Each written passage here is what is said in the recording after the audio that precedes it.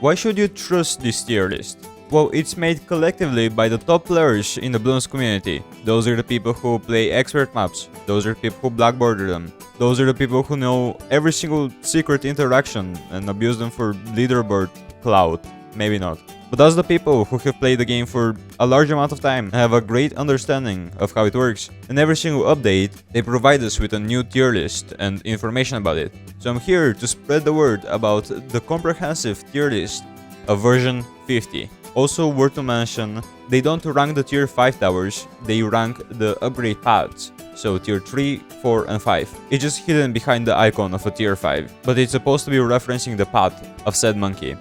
The first change on the tier list is the bottom path engineer.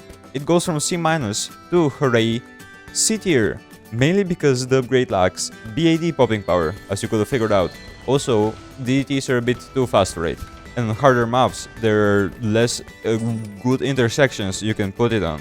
Next change is to bottom path monkey, that went from the C tier up to the B-. Although rarely, there are some scenarios where you can use a totem placed on the track so it can synergize with some other niche strategies. The top path engineer went from C to B-. It excels as a mid-game carry as it can easily get you to round 80. By that point, ceramics aren't nearly strong enough to face it, but beyond that, Sentry Expert tends to fall off. The top path bomb shooter goes from B- to B. The reason behind that is even if it is a good tower, it is overshadowed by the Asico Impel. However, if you pair it with Striker Jones, then it starts to get some use cases, and it's actually very decent with stalling ceramics. The top path Desperado is moving up from the C tier to B tier. On release, the tower didn't used to be that great, but after the recent rework, it made Twin 6s and the Blazing Sun do a lot more single target damage, and for that price, it's pretty good. Next on the list is the middle Super Monkey, which is going from A- to B tier. Tech Terror used to be one of those towers with an ability which were decent even without it, but nowadays its main attack has just fallen down, and the ability is not good enough to keep it up in the A tier. Another tower that is going down the list is the Top Wizard, from A- again to B tier. Apparently Ninja Kiwi realized how good they made the Archmage, so they decided to go back on that decision and nerf its fire attack. It's still a usable tower, it just requires more late game support than it did before. And the last tower that is moving down from the A- to the B tier is the Druid of the Storm. While it is a good tower, the main issue with it is that it's just being overshadowed by other towers that can stall ceramics better. It's always ceramics, man. If a tower can't deal with ceramics, then it can't really deal with anything if you think about it.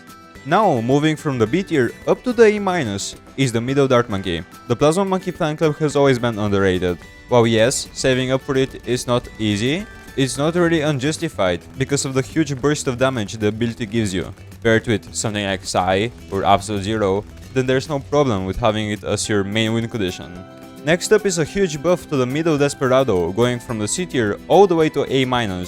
It's a tower that has all of its 3 upgrades in that certain path that are becoming very usable.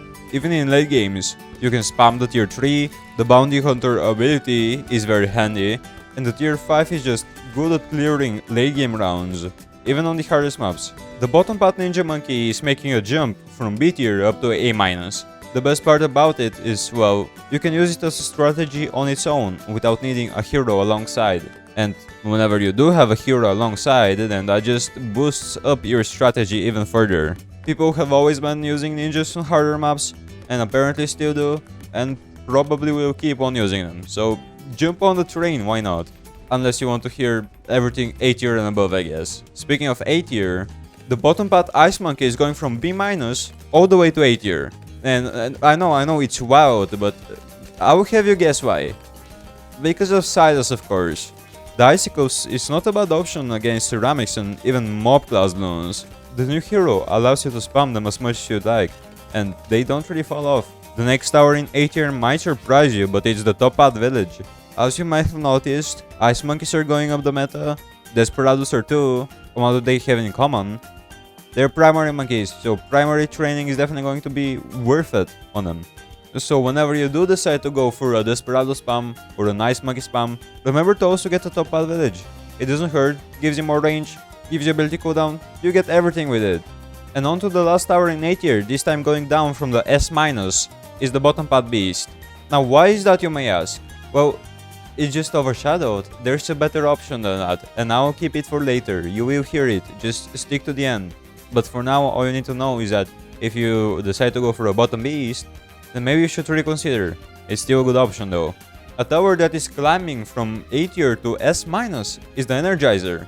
Surprisingly, the tower that everyone hates is so high up the list. The reason for that is because, well, the Synergizer works very well with top meta strategies like Captain Bricko, Absolute Zero. Reactor is really good with Silas. The top at submarine is never the star of the show, but it is the podium the star sits upon.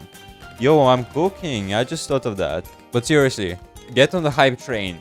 There's no reason to be ignoring an S- tower. And moving to the S tier, we get only one change, and that is to the middle path ninja climbing from S- to S. Why is that? It's because it's a great stalling tower. Bloons Sabotage is an amazing ability, slows down everything on the map for quite a bit of time. It's not too expensive.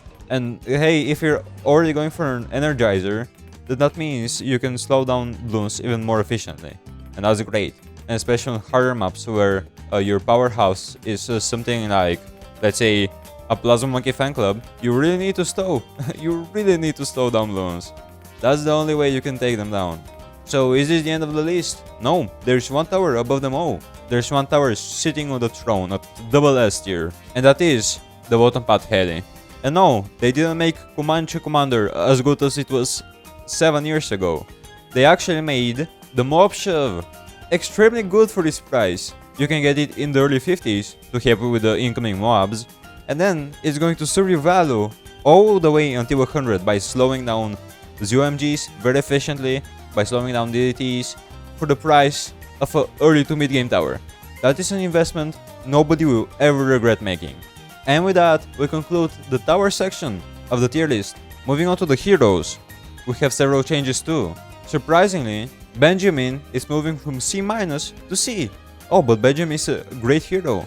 We're talking about chimps. So the reason why he's going up to the C tier is because Permaspike exists. He has good synergy with Permaspike, that's all. I mean, Permaspike is not a bad tower. That's good that it's going for him. Next hero getting changed is Azili, moving down from A- to B. Oh, but Azili is a great hero. Well, she used to be, right? What does she put on the table? Her Hex removes children from mob task Bloons one by one. What else can you do with other heroes? Well, do the same thing but not one by one, you get me? She's just power crept, and that's very sad. Especially considering that Etienne is on that same tier as current Azili. Etienne is moving up from B- to B. He's just one of those heroes that you can afford earlier in the game and keep him as a reliable carry during the mid game. Which is, I mean, mid game is just as important for your late game as your late game is, if you get me. If you can save up a lot of money to get a serious late game tower, then that's just gonna be easier for you. And as a hero that can be used this way, Etienne earns his way into B tier. Next change is Rosalia, going from A tier to A-, going down a tier. Main reason because, I mean, her knockback got reduced. Now she's not as good. She just doesn't perform that well late game. And compared to other heroes you can use, again, power crap. Dude, the heroes are just molding one over each other. Like, there's no safe space here. If you're a hero, something is going to power creep you, and that's so sad. And one of those heroes is Striker Jones, going from A- up to A tier. That's reason because, well, Striker is a support hero. You can combine him with the middle path Beast Handler, and you get a very nice synergy with the T-Rex. Also, if you're lacking any bad damage, well, just use Assassins. Striker and Assassins can easily take down the BAD even on the hardest maps. So any Strikers enjoyers, rejoice, what can I say? And the final hero, the final change to the tier list in version 50 is Silas, coming straight to the S- tier, next to Bricko and Corvus, the other two great heroes. As you saw with the towers, a lot of the recent changes has been because stalling is much more efficient now. You get Ice Monkeys up the meta, you get Bloons Sabotage up the meta, you get Mob Shove. All of those towers are just meant to slow down the Bloons, and slowing down is what Silas does.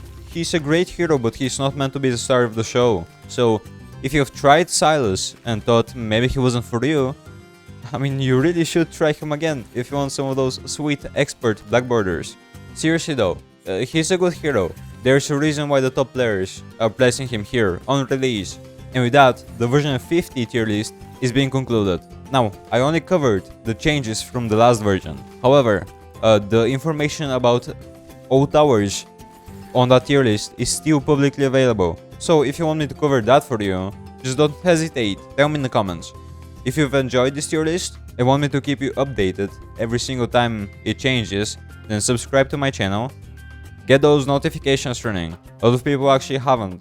Bloons is one of those games where anything works really, but alongside being a casual friendly game, it still has those very hard challenges, and this tier list is exactly for that. So with a thank you to all of the people involved into making this tier list, I'm closing up the video. You can use my creator code if you're buying anything from the shop, and if you want to see more of my content, then click here to watch me do exactly what I said here.